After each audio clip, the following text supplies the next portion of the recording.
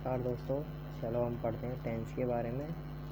Tense का अर्थ होता है काल। टेंस का अर्थ होता है काल। काल का मतलब वे शब्द जो हमारे वर्तमान, भूतकाल, भविष्यकाल में हो रहे कार्य तथा समय का बोध कराते हैं, वे टेंस कहलाते हैं। इसकी सेकंड परिभाषा होती है वे शब्द जो हमें पास्ट, प्रेजेंट, फ्यूचर का समय बतलाते हैं, टेंस कहलाते हैं।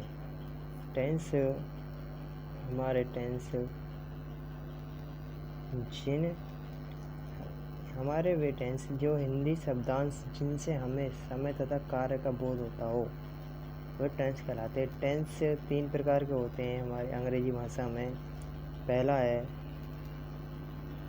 है प्रेजेंट टेंस, जिसमें हम वर्तमान में हुए कार्य का बोध होता है। दूसरा है पास्ट टेंस। पास्ट का अर्थ होता है भूतकाल, जो बीत चुका है उस काल का बोध होता है। तीसरा है फ्यूचर टेंस। फ्यूचर में हमें आने वाले समय का बोध होता है, जिससे हमें आने वाले समय का बोध होता है। चलो हम इसकी परिभाषा टेंस के प्रकार देखते हैं, कितने प्रकार के हैं। टेंस से होते हैं प्रेजेंट टेंस, इसके 4 उपभाग हैं। पहला उपभाग है इसका present indefinite tense. Present indefinite tense मतलब जो वर्तमान में अनिश्चित काल, यानी कि वर्तमान में अनिश्चित काल के बारे में बताया गया समय, वर्तमान में अनिश्चित समय बताया गया, उसमें वह प्रेजेंट इंडेफिनिट टेंस कहलाता है। सेकंड भाग होता है इसका प्रेजेंट कंटिन्यूअस टेंस। इसमें जारी हुए समय का पता चलता है, जैसे कि वह जा रहा है, वह खा रही है, और काफ़ी हैं। और तीसरा है प्रेजेंट परफेक्ट टेंस। इसमें पूर्ण काल का पता चलता है, यानी कि जो कार्य पूर्ण हो चुका है उसके बारे में हम पता लगाते हैं।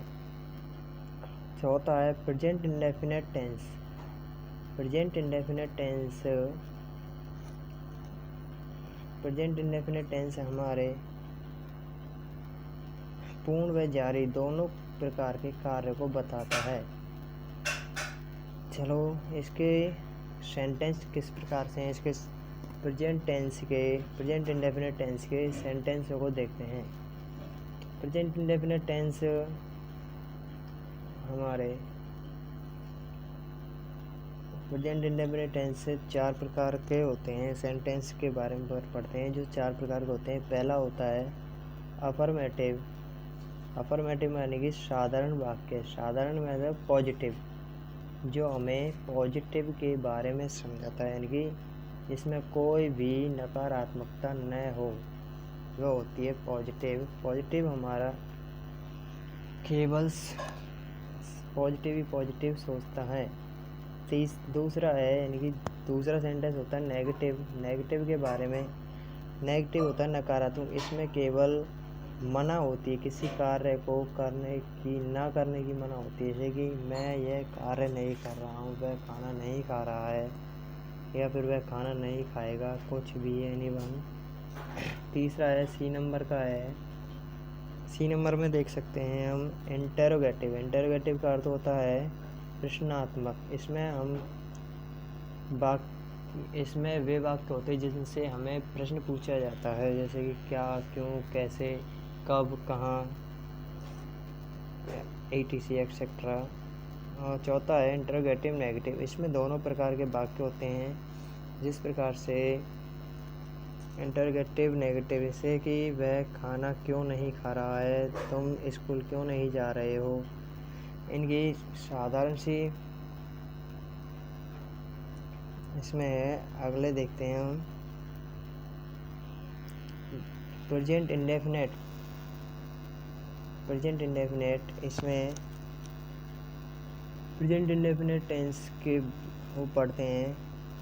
प्रेजेंट इंडेफिनिट टेंस की परिभाषा। प्रेजेंट इंडेफिनिट परिभाषा होती है जिन हिंदी वाक्यों से हमें जिन हिंदी वाक्यों से हमें वर्तमान में हुए कार्य का पता चलता है, लेकिन वह कार्य कब शुरू हुआ और कब समाप्त होगा इसका निश्चित नहीं होता, वहाँ पर प्रेजेंट इंडेफिनिट टेंस होता है।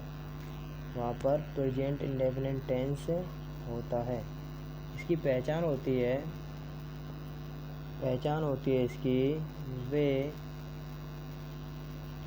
होती है वे हिंदी वाक्य जिनके अंत में ता है, ती है, ते है या फिर ताहूँ, ती हूँ इत्यादि शब्द होते हैं, वहाँ पर प्रेजेंट इंडेफिनिट टेंस होता है। इसके 4 वाक्य बनते हैं, जिसमें हमारा पहला है 4 प्रकार के वाक्य बनते हैं। पॉजिटिव, जिसे हम अफर्मेटिव कहते हैं, पॉजिटिव अफर्मेटिव। दूसरा है नेगेटिव यानी नकारात्मक। तीसरा है इंटरोगेटिव, जिसमें हमसे प्रश्न पूछे जाते हैं। चौथा है नकारात्मक, प्रश्नात्मक नकारात्मक, यानी कि दोनों प्रकार के वाक्य होते हैं। धन्यवाद। आपको जो समझ में आया हो, धन्यवाद। इसी प्रकार से हम अगला पार्ट लेकर आएंगे। नमस्कार।